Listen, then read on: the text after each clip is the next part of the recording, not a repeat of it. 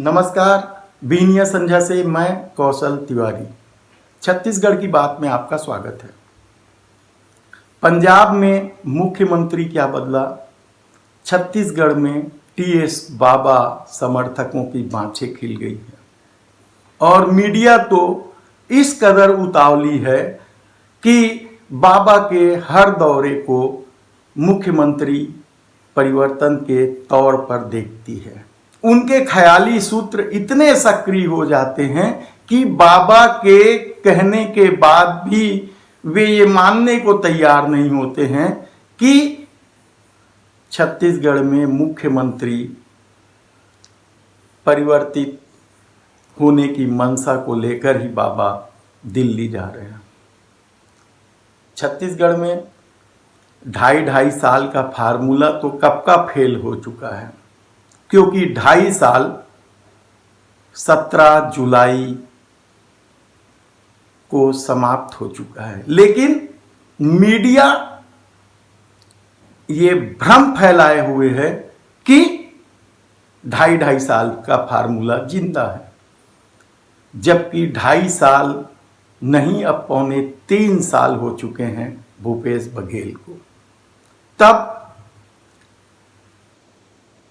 एक बात हम अपने दर्शकों को, पाठकों को बता दें कि कम से कम अब ये 15 दिन मुख्यमंत्री नहीं बदलने वाले हैं, क्योंकि पितृपक्ष में शुभ कार्य नहीं होते।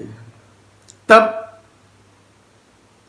क्या दीपावली के पहले मुख्यमंत्री भूपेश बघेल बदले जाएंगे? इन सबसे इतर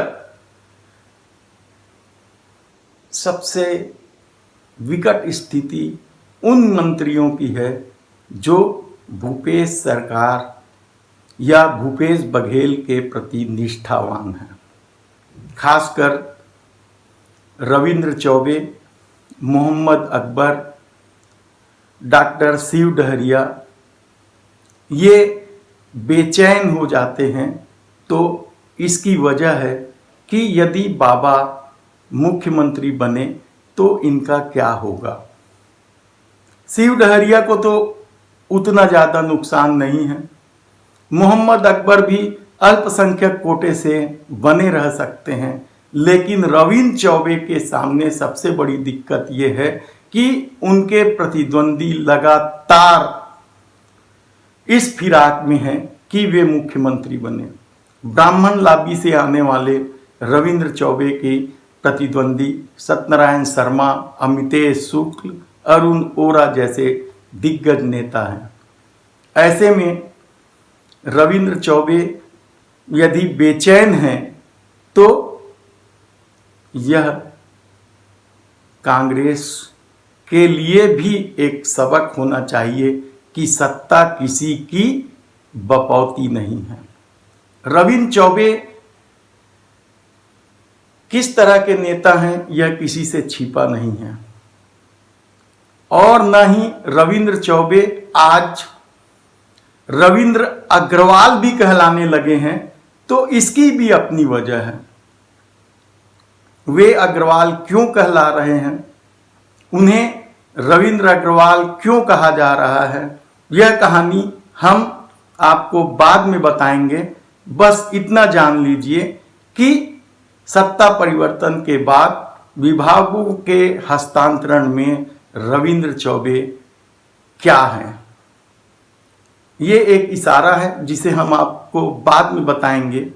लेकिन कांग्रेस के भीतर सब कुछ ठीक नहीं चल रहा है, सत्ता के भीतर भी बेचैनी है और प्रशासनिक कार्य बुरी तरीके से प्रभावित है। ऐसे में भारतीय जनता पार्टी यदि हमलावर हो रही है तो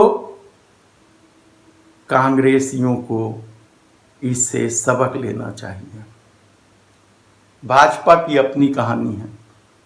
श्रीचंद सुंदरानी जिला भाजपा अध्यक्ष की शिकायतें लगातार हो रही है। पूर्व मंत्री बृजमोहन अग्रवाल अपनी दमदारी अलग से दिखा रहे हैं तो डॉक्टर रमन सिंह गुट के साथ कंधे से कंधा मिलाकर राजेश मूणत फिर ताकत बनने की कोशिश कर रहे हैं। लेकिन प्रदेश प्रभारी का अपना जलवा है, वह तो थूक कर ही कांग्रेस की सत्ता को बहा देने की दावा करती हैं। तब सवाल ये है कि भाजपा के भीतर क्या चल रहा है, इसे लेकर ऊपापो की स्थिति क्यों? छत्तीसगढ़ में भी भाजपा की अंदरूनी कलह सड़क पर आने लगी है। 15 साल तक सत्ता के माध्यम से लाल होने वाले लोग अब सत्ता वापसी के बाद चिड़चिड़े हो गए हैं। बर्दाश्त करने की क्षमता से उनका तेवर बाहर होने लगा है। और पिछले दिनों जिस तरीके से छगनलाल मुंदड़ा का नाम भाजपा नेत्री नेहा सिंघल को लेकर मारपीट के मामले में सामने आया है, उसके बाद तो यह कहना कठिन है कि भाजपा के भीतर क्या कुछ चल रहा है। हालांकि ये मामला बगैर रिपोर्ट के समझौते के तहत ठीक कर लिया गया है, लेकिन छगनलाल मुंदड़ा का लाल पीला होना कोई नई बात नहीं है। वो इसी तेवर के हैं। 15 साल के शासन के दौरान वे जिला अध्यक्ष भी रहे और लाल बत्तीधारी भी रहे। उनकी सत्ता और संगठन में पकड़ किसी से छिपी नहीं है। ऐसे में समझौता तो होना ही था।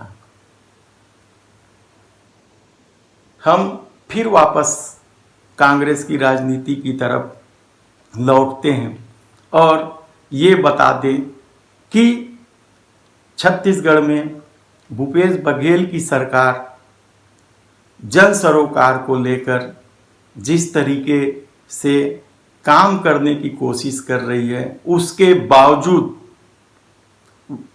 चुनावी वादा निभाने के मामले में वह पीछे हटते जा रही है। पंचायत कर्मियों की विधवाएं जिस तरीके से आंदोलनरत हैं अनुकंपा नियुक्ति को लेकर, वह चिंतनीय है। दैनिक वेतन भोगियों का नियमितीकरण का वादा भी टाएं टाएं फिस हो चुका है। बेरोजगारी भत्ता की बात भी सरकार अब नहीं कह रही है और शराबबंदी को लेकर तो अभी तक कोई निर्णय ही नहीं लिया गया है। मंत्री सवाल अनसुनी कर देते हैं, उनके कान बंद हो जाते हैं और शराब की वजह से छत्तीसगढ़ जैसा शांत प्रदेश अशांत होता जा रहा है। अपराध बढ़ते जा रहे हैं और अपराध बढ़ने की एक और वजह है, एक तो महंगाई बेहद बढ़ गई है और बेरोजगारी। भले ही लाख दावा करे मुख्यमंत्री भूपेश बघेल की राष्ट्रीय औसत से बेरोजगारी दर में हम आधे हैं, लेकिन सच तो ये है कि बढ़ती महंगाई ने लोगों का जीना मुहाल कर दिया है। केंद्र सरकार पर ठीकरा फोड़ना आसान भी है और ये सच भी है कि मोदी सत्ता ने जिस तरीके से पेट्रोल डीजल में खून निचोड़ने वाला टैक्स लागू किया है, उससे आम लोगों का जीना मुहाल हो गया है। रसोई गैस की बढ़ती कीमतों से महिलाएं त्रस्त हैं, घर चलना मुश्किल होता जा रहा है और सार्वजनिक क्षेत्र की कंपनियों को बेचकर सरकार न केवल लोगों के रोजगार छीन रही है, बल्कि रोजगार के अवसर को भी पूरी तरीके से खत्म कर दे रही है। तब सवाल यह है कि क्या सत्ता का चरित्र इसी तरीके से होता है? क्या सत्ता इतनी क्रूर होती है कि वह अपनी रहीसी बरकरार करने के लिए जन भावना की अनदेखी करती है? सवाल बहुत से हैं। आप खुद सोचिए कि मोदी सत्ता किस तरीके से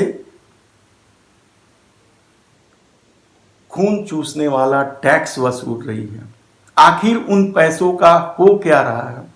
क्या राष्ट्रीय सुरक्षा के नाम पर कुछ भी किया जा सकता है? सवाल बहुत से हैं। सवाल नरेंद्र गिरी महंत के आत्महत्या को लेकर भी है। आत्महत्या में मिले सुसाइड नोट क्या योगी सरकार की विश्वसनीयता पर सवाल नहीं उठाते हैं? यदि उन्हें अपने बदनाम करने की साजिश का पता था तो वह योगी सत्ता के पास शिकायत लेके क्यों नहीं गई? क्या महंत नरेंद्र गिरी की हत्या की गई है? क्योंकि अखाड़ों में जिस तरीके से पूंजी है, उसके बाद गुरु शिष्य विवाद होते रहते हैं। और यदि चुनावी साल है उत्तर प्रदेश में, तो पूंजी की जरूरत सभी राजनीतिक दलों को है। और ऐसे में महंत गिरी यदि अपनी व्यथा को लेकर योगी सरकार के पास नहीं जाते हैं तो इसका मतलब है कि उन्हें योगी सरकार से न्याय की उम्मीद ही नहीं थी। और यह उम्मीद नहीं होने की एक बड़ी वजह यह थी कि उन्होंने राम भूमि ट्रस्ट द्वारा जमीन खरीदी घोटाले का विरोध किया था, नाखुशी जाहिर की थी, जिससे पूरा आरएसएस नाराज था, जिससे पूरी भाजपा उनसे नाराज थी। तब जिस तरह की शारीरिक संरचना के वे धनी थे, एक स्टूल पर पंखे में लटक कर फांसी लगा लेना हैरान कर देने वाला है। यह किसी भी आधार पे विश्वसनीय नहीं लगता है। तब क्या महंत जी की हत्या हुई है? बहुत संभव है। इसकी जांच होनी चाहिए, क्योंकि 2014 के बाद 2 दर्जन इसी तरीके से साधु संतों की हत्या की गई है या वे लापता हुए हैं। और ये सारा विवाद मंदिर, अखाड़ों या धार्मिक स्थलों की संपत्तियों के मामले में ही है।